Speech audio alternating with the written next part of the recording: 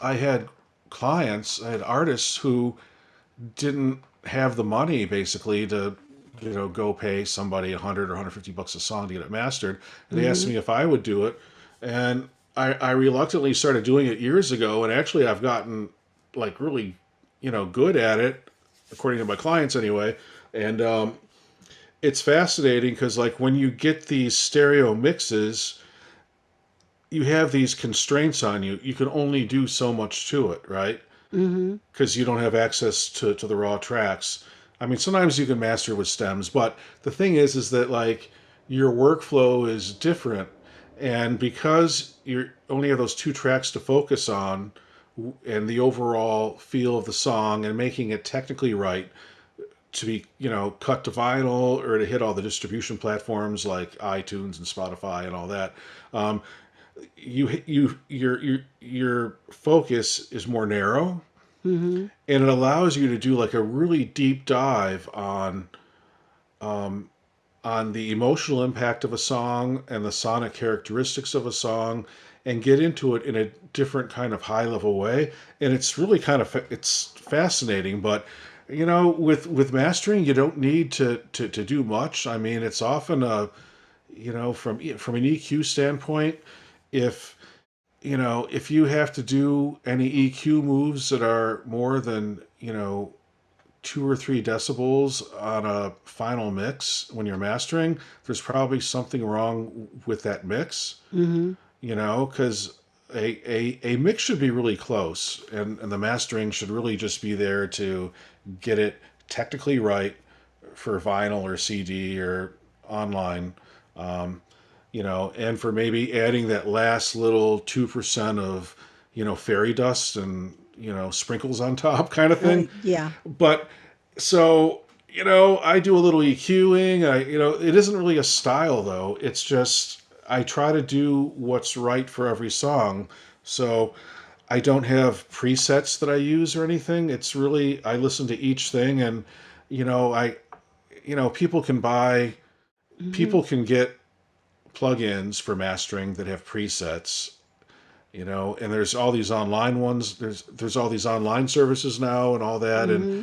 you know, it works. It gets it technically right, but I still think that having a human mastering engineer or mix engineer who's actually listening to your music and cares about your music, and putting their little bit of spin on your music to try to enhance the emotional impact and the storytelling of it Right. is like is is really important. And so Now, real quick, do you add production techniques what I to your well mixes? yeah, mixes sometimes. Sometimes I've had artists who are like, hey, if you think it needs something, feel free to add stuff in. So I'll sneak in, sometimes I'll sneak in tambourines or sleigh bells or some percussion stuff. Because I know you play instruments, and Yeah, I was just curious about whether or not you add any production yeah, techniques. and again, each song and each project is different. So there's some times where I might actually add a little guitar part, or I might play some bass, or I'll throw Hmm. keyboards in, and so there's times where I'm definitely doing that. Any But vocals? Any vocals? Do you sing? I don't sing as much as I used to. My voice has gotten really crappy. I mean, Okay. I used to have a pretty good baritone voice, but Hmm. now I just, yeah, I used to sing in choruses in high school and in college and stuff. And I used to sing lead in bands when I was younger. But over the years, I've just been like, I'd rather just kind of play music. And when I do sing, it's more like, The shower singing? no, yeah, shower sing. No, actually, I generally don't sing in the shower. But if I am singing like music, it it's weird because like the music that I would sing or play is different than the music that I would like want to listen to. Because Hmm. like I wish I had a fantastic voice, but I'm just always gonna come out sounding, like now if I tried to sing, I'd sound like Iggy Pop or you Okay. know or Mick Jagger maybe on a really really bad day. So just Mm-hmm. scratchy and gravelly, and and I you know I just don't. Yeah, I'm just not a great singer. Although that said, I do sneak. I have been known to sneak, do the Mutt Lang thing where he would sneak his voice in with background vocals on Ah, projects. I So I see. so I have done that. Mm-hmm. However, I am buried so far in the mix and my vocals have gone through so much processing that even if you heard that raw track, no one would ever know it's me. Right. So but yeah, so I mean, sometimes if I think something needs a little something, I'll sneak stuff in. And I've had times where the bass player was just having a bad day, and the bass player is like, "Look, if you want to replay my parts, do it." Or the songwriter's like, "Hey, if you want to throw some, if you want to throw like a Hammond organ, Leslie sound, or a Rhodes in there, throw some keyboards in or something." I'm like, okay. And if they like it, it stays. If they don't like it, they either ask me to change it or it just goes away. So, and again, each project's different. So, but yeah, I totally sneak stuff in. So when recording live bands, what's your process? Let me repeat this question. When recording live bands, what's your process? For example, do you get there early, set up the mics, zero out the board, so on and so on? All right. Well, that's all. Actually, that's great. Um, Before we even set foot in the same room for a recording session, I kind of like to have a meeting with the artist or the ensemble, and I like to get everybody's first everybody's first and last name, what instruments they play, what instruments and equipment they're bringing to a session. I like to hear if they've done any recordings of themselves already. Like, and it doesn't even have to be like a home demo. It could just be somebody turned on their smartphone and recorded a rehearsal, right? So, right, and if they don't have that, I'll actually go out and see them live if they're playing at a show or something. I'll go see them live because I like to know as much about the band as possible, and so I kind of do a debrief or a meeting um, to get a sense of how many instruments are how many people, how many instruments, what kind of gear and instruments, because then that kind of informs, and then I like to talk to them about what kind of sound are they going for. So do they have some reference songs or albums or artists that they kind of want to be in that ballpark, because all of those things inform how I set up a live room for a recording session. So Mm-hmm. I know I want to put everybody in one room, or I want to split stuff out into isolation chambers for amplifiers, let's say, or whatever. Um, so Are the more you info, are you in so the box or hybrid? I do have I have a 16 track. Is it 16? Yeah, I have a 16 track reel to reel deck that like I never use. So Mm-hmm. everything is recorded in the box. However, it all goes through a console. So I do have a lot of preamps and stuff, but for recording an entire band or an ensemble live, Mm-hmm. it's just easier to have everything coming through a decent console. And that way I have all the faders and all the preamps all right in front of me. And that way I can make little adjustments on the faders as they're playing. So, because what happens, after I get all this information from a band and I know what they're going for, I kind of will map out on a piece of paper where everyone's going to be set up, what microphones I'm going to use, and then I know what mics and what mic cables I need to put into tie lines or snake cables coming into the console. And what always happens in every session is like you sound check for level, and once they start playing for real, they're always like 6 decibels louder. Wow. so so what I end up what I end up doing is pulling that level down going into the DAW. So there's times where I'm riding faders. I always got my hands by the console to ride faders during a session, because the closer I can get it recorded, the closer it is to a final product when Mm-hmm. it comes to like mix time. Because there's nothing better in the world than having a session so planned out, and that when after you're done recording it, you open that session back up with all your faders at zero and you hit the play button and it plays back and it's like 80% done or Yeah. more Yeah. because you've taken the time to record all that source properly. And if you just show up and no one's prepared and no one knows what's going on, you know, it's just a crapshoot. But so I'm always really good about meeting with people and having a couple chats and discussions and meetings and just trying to get the feel and sense of what their songs are like, what they're going for, what the personalities in the band are like. I really Mm-hmm. try to get a good sense of the person of how the ensemble and the artists work with each other. You know, find out who's in kind of like who are the people who are more in charge, who are the people just there to have fun. Um, you know, who's the person responsible for, or who's the person or persons responsible for final mix decisions and creative ideas, and who's paying the bill and all that stuff. Oh So yeah. yeah, I put a lot of That's an time. important one. Yeah, yeah, but yeah, so I put a lot of effort into getting that information up front. Um, Are there any favorite outboard gear that's your go-to that you want to talk about? well, I mean, every session goes through you know, when I'm recording at my place, every session goes through a Toft ATB 32 console. It's sort Mm-hmm. of like a Trident 80B. It was kind of like a baby brother stripped down, kind of stripped down version. So I generally use that for recording sessions. Mm-hmm. Um, I do have like some Focusrite ISA preamps, which are like Nice. the top of the line Focusrite ones. Those are really good if I got to do vocal overdubs or just. I think I've got like eight of those. So if I'm doing a smaller session, I can go everything through the Focusrites.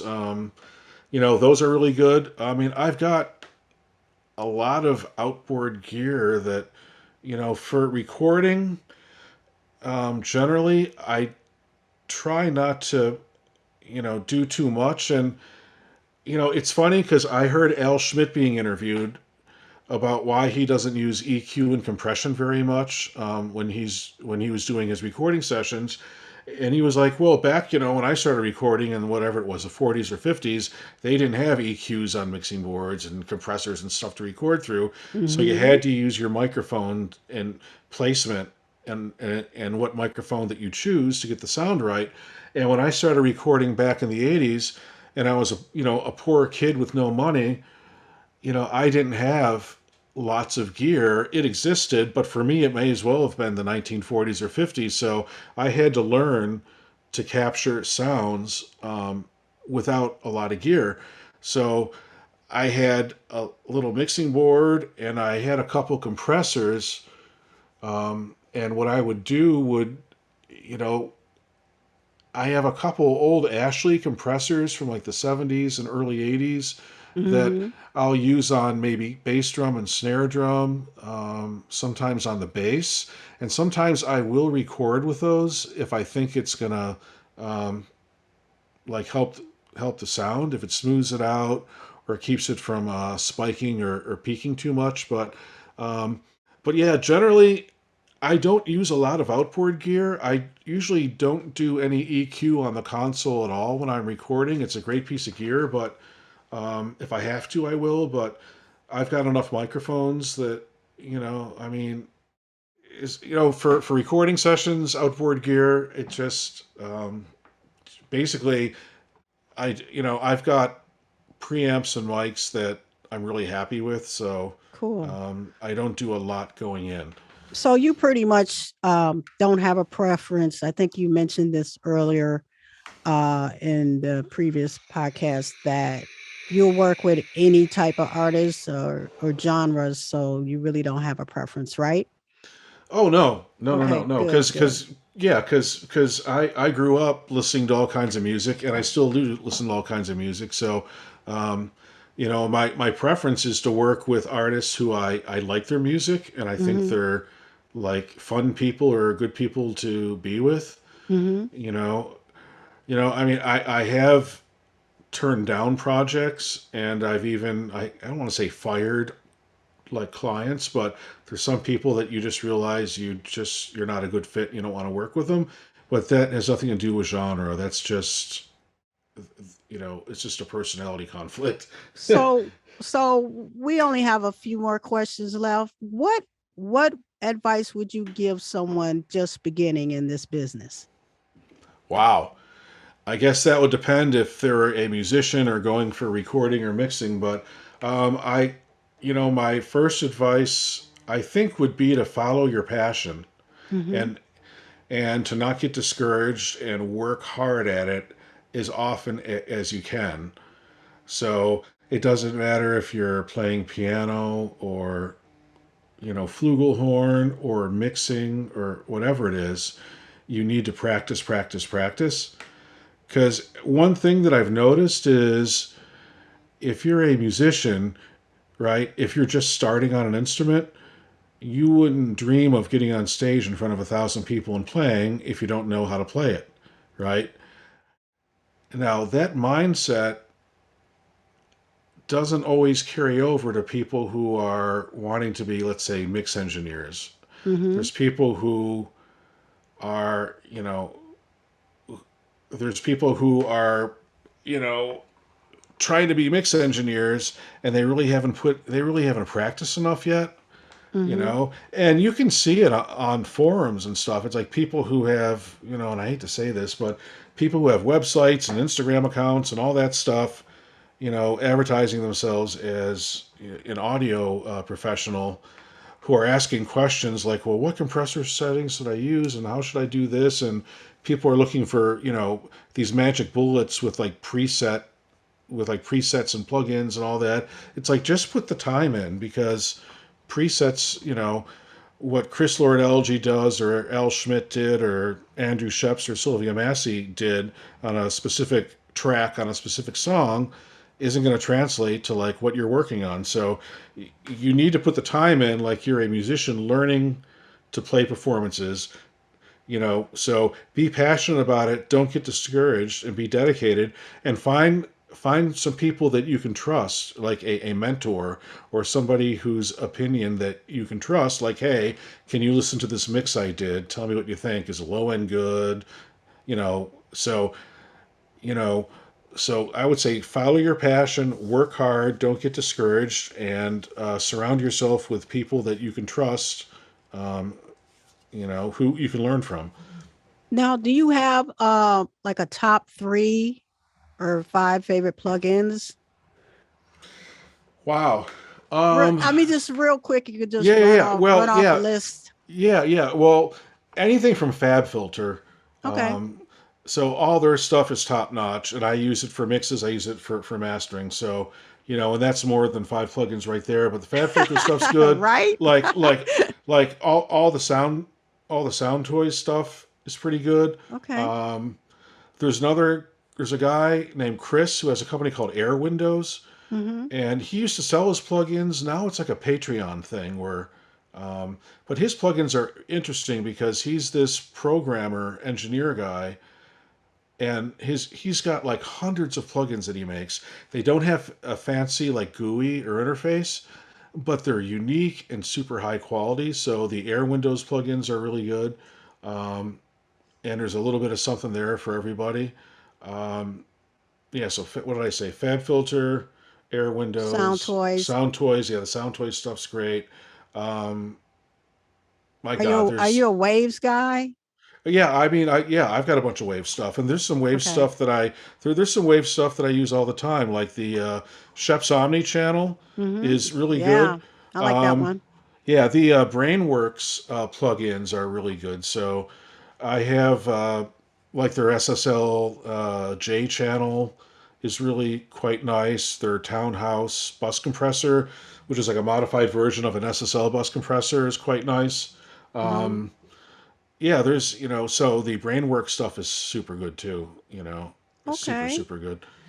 Um, just a few more questions. How Sure. real quick, how do you deal with difficult clients? Or do you deal with them at all?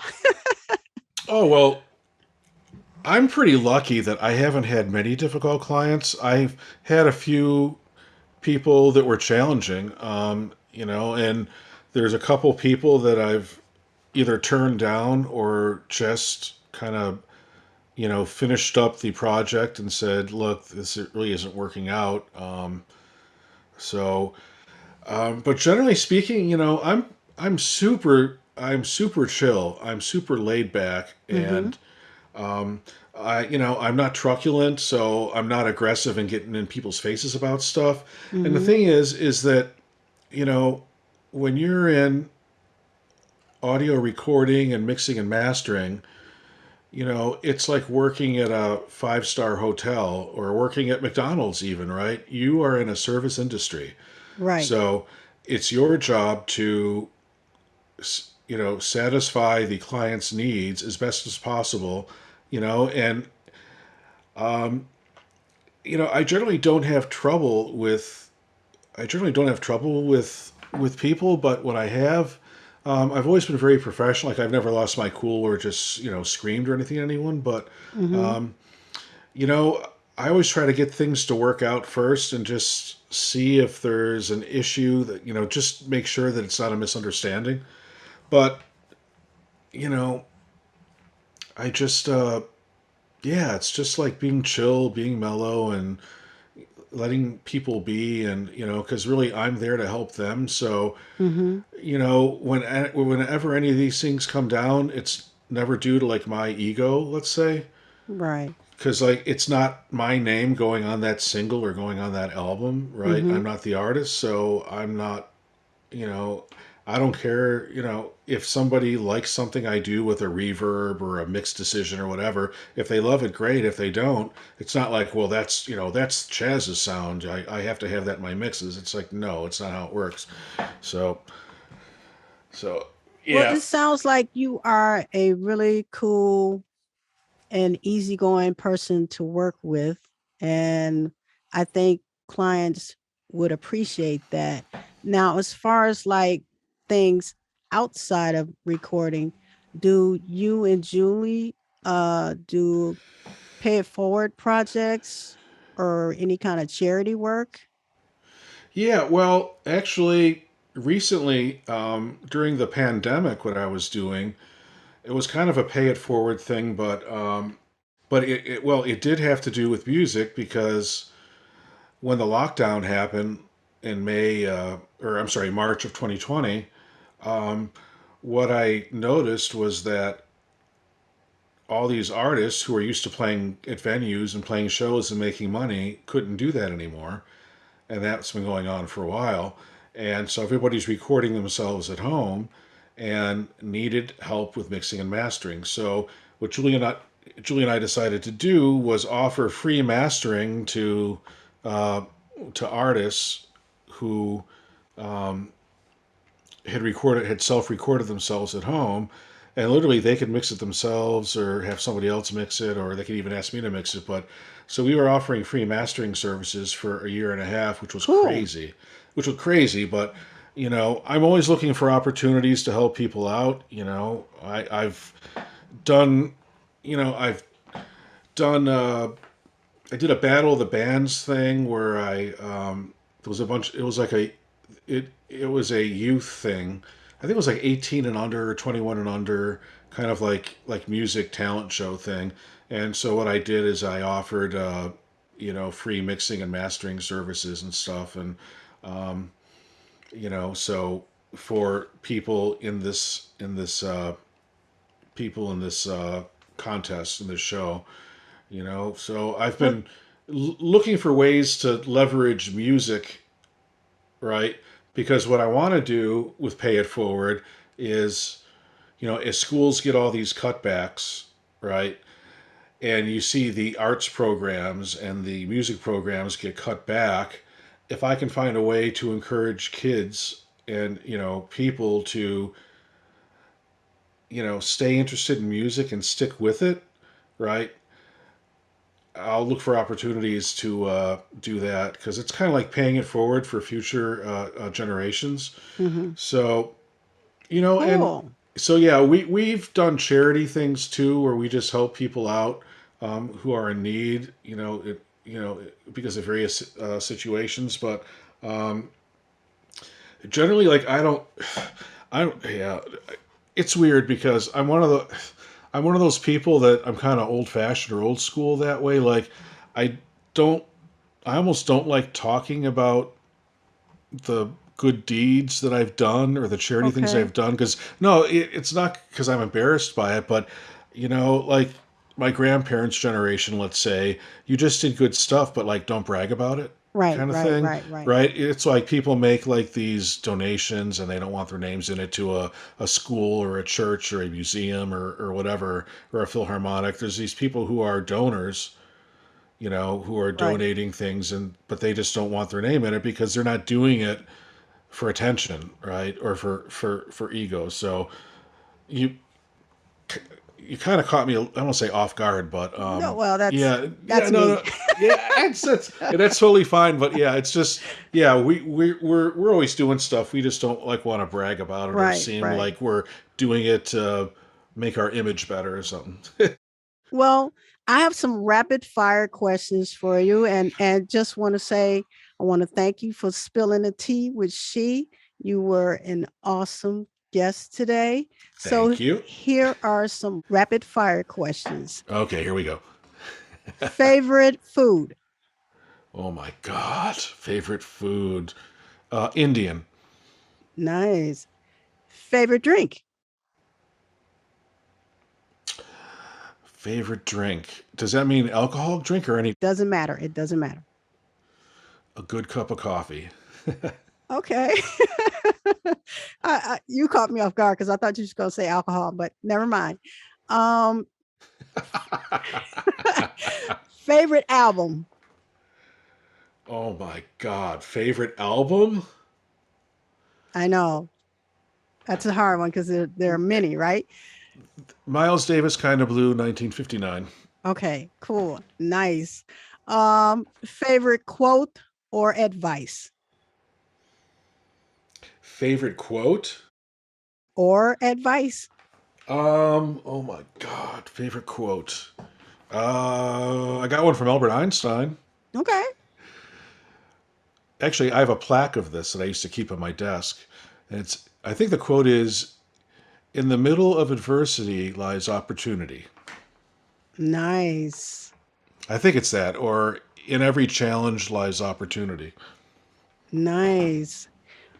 Well, that's it, Chaz. I That's mean, it? yeah, this was like the coolest love for music series I've ever done, even though it's my first one. But you, Oh, I'm sure you'll have no problem topping this. oh, I don't know, you brought I'm in a just, lot of info for young engineers out here who are trying to get in this business. So I think they would get a lot from this podcast. So I appreciate you participating. Thank you. yeah, thank you. And if you want to put any of my contact info or social media info in your podcast show notes, I'll be happy to send that to you because anybody who's listening and they want to reach out with questions, I'm happy to help. So, Please do, and I will put it in the information section, and it'll this podcast will be on YouTube, awesome. on my YouTube channel, Spill the Tea with She.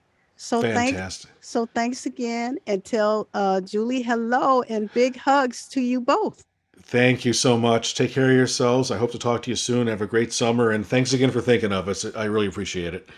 Okay, see you later. See ya.